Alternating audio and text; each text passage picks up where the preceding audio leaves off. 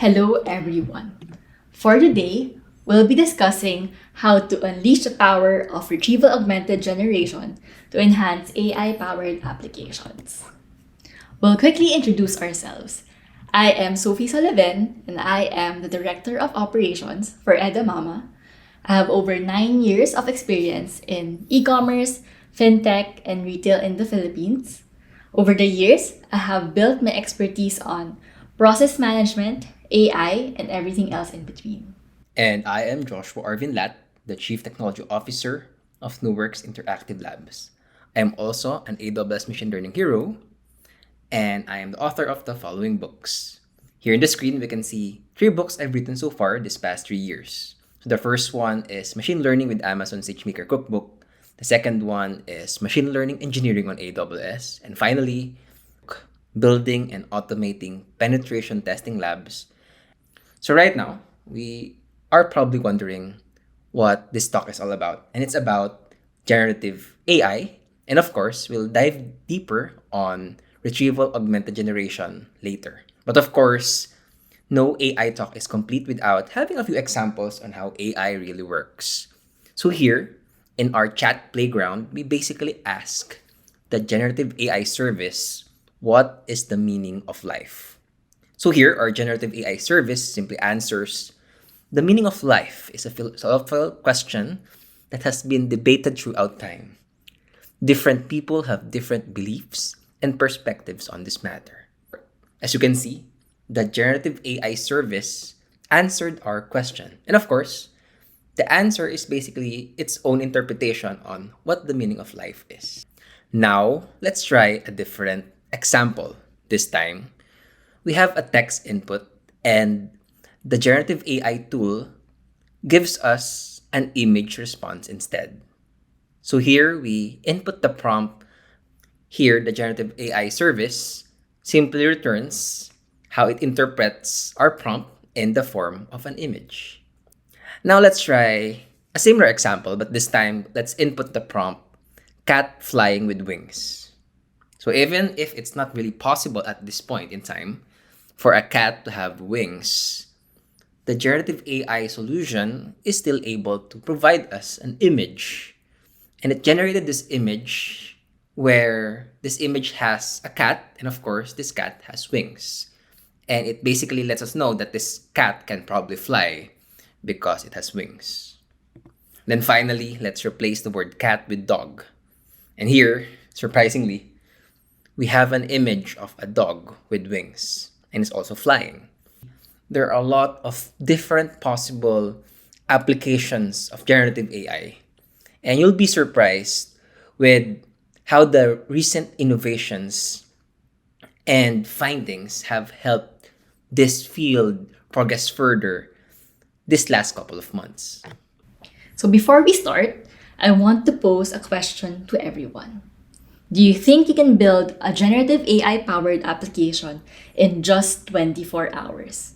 If you were to deploy your own self-hosted LLM, then yes, it's possible. However, setting up a RAG-powered generative AI system may take longer. We'll see this in action later in our presentation. We can categorize and group AI into artificial narrow intelligence, artificial general intelligence, and artificial superintelligence. Currently, what we have right now is ANI. We're still in the infancy of AI, wherein it hasn't advanced yet to the point where usage is widespread. Definitely a stage where there are already some limited practical applications of it, but there's still room to further improve in terms of integrating AI in a broader way. In AGI, this is what we are hoping to achieve, where AI is used in a broad and wide range of domains. Lastly, ASI, or Artificial Superintelligence, this means that AI has surpassed even human intelligence to a point that technology can even solve all the world's problems. Again, we're still in ANI, then after knowing the different types of AI, we also need to know how to get there. Machine learning is a subset of AI, where the focus is on building systems that can learn from data. ML involves deciphering patterns and trends in order to make the predictions or decisions based on their learning. Under ML, there are 3 main types of ML. supervised learning, supervised learning, and reinforcement learning. Supervised learning involves labeling data or providing the data the machine can learn from. One of the most common examples is identifying if an email is a spam mail. As for unsupervised learning, the machine is given the data, but we don't inform the machine what it is. The machine will have to figure out itself and make sense of the data that it was given. An example would be cohorting customers based on purchase behavior without being told how these groups should be categorized. Lastly, for reinforcement learning, just like Pavlov's theory, the machine is either given penalties or rewards in order to make the best decision based on this system. Then we have deep learning. Deep learning is a subset of machine learning. It involves neural networks with many layers, hence the term deep. These deep neural networks are designed to mimic the way human brains operate, to recognize patterns and make decisions based on data. Deep learning especially excels at processing large amounts of complex, high-dimensional data such as images, sound, and text. From deep learning comes generative AI, where models can generate new text or data. This can include images, audio, videos, and other forms of media or content. For generating text based on vast amounts of corpus, this is called large language model or LLM. It is a type of artificial system designed to understand, generate, and interact with human language at a large scale. These models can grasp the nuances, context, and complexity of human knowledge or language. There are numerous limitations under LLMs, but I'll share just a couple of them. So I have 5 here. The first one is fairness and bias. LLMs can amplify biases present in their training data. Since these models learn from vast amounts of corpus, which may contain bias or discriminatory viewpoints, the models can produce outputs that reflect these biases. This issue raises concerns about fairness and the potential perpetuation of stereotypes. Second is hallucination or the lack of true understanding. These models can provide outputs that are plausible sounding but factually incorrect or nonsensical. Third is training LLMs requires substantial computational resources, which make them very, very expensive to run. Processing a single page of text requires computations across billions of parameters, which can result in high response times, especially for longer input documents. Fourth is security and misuse. The advanced capabilities of LLMs can be misused for malicious purposes, such as generating deceptive content, such as deepfakes, fake news, automating spam or phishing attacks, and creating propaganda. The potential for misuse raises ethical and security concerns that need to be addressed to ensure the responsible development and deployment of these technology. Lastly, interpretability and explainability. It is often difficult to understand or explain why an LLM produces a specific output. The complexity and opacity of these models make it challenging to trace the decision-making process, which is a significant issue in applications where transparency and accountability are crucial, such as in healthcare, finance, and legal applications. I'll now discuss what foundation models are and how integral this is in the realm of AI.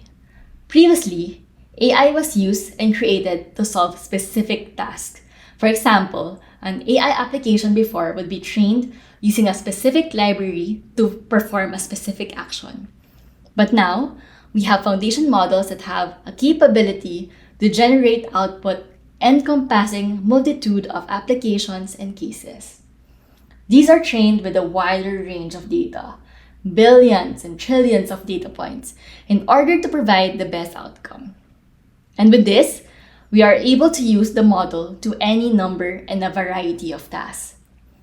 This isn't also limited to just text, but also encompasses other media like audio, video, and images, unlike LLMs, where it's focused mainly on large language understanding and generation. An example of a foundation model is OpenAI's DALL-E, which generates images from textual descriptions. What makes foundation models incredibly powerful is these models are trained using unstructured data in an unsupervised manner. You could build on top of foundation models too. You could introduce new data to the model to tune them to do specific tasks, or NLPs, or natural language processing, like sentiment analysis and classification. This action is called fine-tuning. We also have RAG, or Retrieval Augmented Generation, where you can augment knowledge without changing pre-trained model weights. Usually, this external knowledge source pertains to data related to internal company knowledge bases. So again, we're not changing anything in the foundation model itself, but we're simply retrieving the data from a different source in order to obtain the necessary context and generate the proper response. You don't need to fine-tune all the time to get the output you require. For certain scenarios, you could provide a sentence and ask a question to existing models. This is called prompting or prompt engineering. On the right side of the screen, you can see I've also illustrated the different methods based on the difficulty level of the implementation. The easiest to do is prompt engineering, and the hardest would be, of course, if you built your own foundation model. But why even bother customizing your own foundation models? It's precisely the fact that you can adapt to domain-specific language. So for example, in e-commerce, you would need a model to understand all of the products you want to sell on the site. You might also want these models to perform better at really unique tasks specific for your company. Another would be if you want to improve context and awareness of these models of your external company data. So for example, you might want to train your customer service team based on the specific policies and rules that you have in the company. Let's now focus on retrieval augmented generation. So what is RAG? From the name itself, it's about retrieving relevant context from external knowledge bases and then augmenting it with your original query, passing that to the foundation model to generate an accurate response. There are a number of use cases for RAG, and one of which is being able to improve content quality to reduce hallucinations with internal sources that are up to date. Another would be to be able to create context-based chatbot for enterprise-related questions. So instead of sifting through hundreds of company documents or FAQs, it will now be easier for employees to look up the relevant information based on their prompt. Lastly, you could integrate this with online retail by implementing personalized search. Since the system should know customer purchase behaviors, it could more accurately provide personalized recommendations to increase relevance and conversion. There are three different types of RAG. The first one is naive RAG, is the easiest to implement and the most straightforward. There are 3 steps involved for this type: indexing, retrieval, and generation. In indexing, this is where chunking happens, where data is transformed into vector representations through an embedding model. There are a couple of challenges with native RAG. The first one is usually it has low precision, which leads to misaligned retrieved chunks or hallucinations usually happens. Secondly, it has low recall, which means that it's unable to retrieve all the relevant chunks. Thirdly, it could have an outdated information, which means that there might be inaccurate retrieval results. And lastly, the generated responses might be repetitive. As for advanced RAG, this was created to solve some of the shortcomings of naive RAG in terms of retrieval quality. There are pre- and post-retrieval strategies in order to improve quality. Some of these strategies are sliding window, fine-grained segmentation, and metadata. Lastly, for modular RAG, it's an offshoot of the previous types, but this time it provides greater versatility and flexibility. The great thing about modular RAG is its organization structure allows substitution and rearrangement of modules within the model to fit your requirements. I'm now handing you over to Josh for the next steps. So now that we have a better understanding of the concepts involved about generative AI, large language models, and even retrieval augmented generation, let's now talk about a quick example on how to implement this in production. So there are various services and solutions available. And here we can see how we're able to use a managed machine learning service called Amazon SageMaker and how we're able to use it to deploy a large language model in our own cloud environment. Here, we are able to use an SDK called the SageMaker Python SDK. And inside a notebook instance environment or maybe in a studio, we're able to use this to deploy our own self-hosted large language model in its own inference endpoint. When we say inference endpoint, we basically have some sort of web server where the model lives there, and we're able to use that server to perform inference. That means that our questions and answers are passing through that web server, and that server is used for its generative AI applications. In order for us to deploy a model using the SageMaker Python SDK, we simply use a few lines of code, and these lines of code include the following.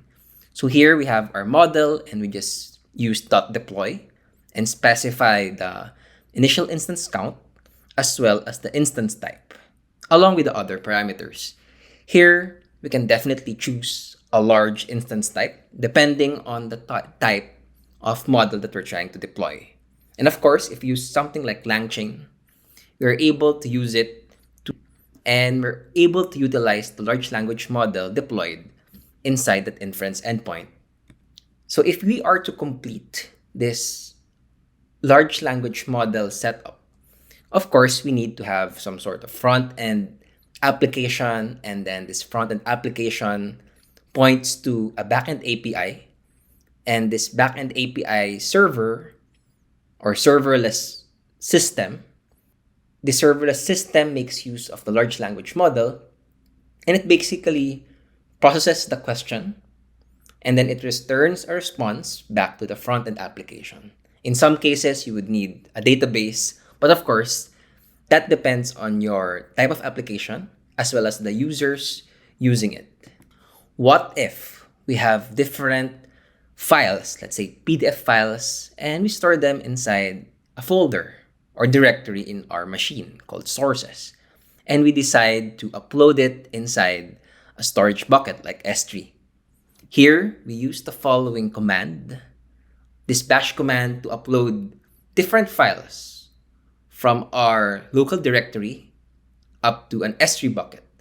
And now once this S3 bucket has these PDF files, we're now able to use different solutions and services, for example, TextRack, as well as LangChain, SageMaker, and Fize, where we're able to extract the needed info from these PDF files and convert them to a format which is easily processed with what we have in LLMs.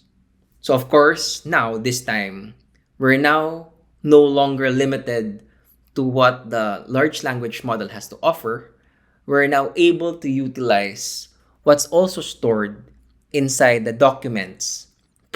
Let's say using LangChain, we now have a new chain which makes use document information and extracted and processed from the different files. If we were to ask it some questions, it will now utilize the content of the PDF files, and now we will now have a set of answers which is now definitely more relevant compared to the previous setup where we didn't use the PDF files at all. Going back to the question, can we build a generative AI-powered application in 24 hours? Definitely yes. But once we have to implement a RAG-powered generative AI-powered application, of course, it may take a bit more time because you would need to, of course, set up the necessary resources and services, as well as making sure that the data and the files needed for this RAG setup. And hope you learned. Thank you again and have a great day ahead.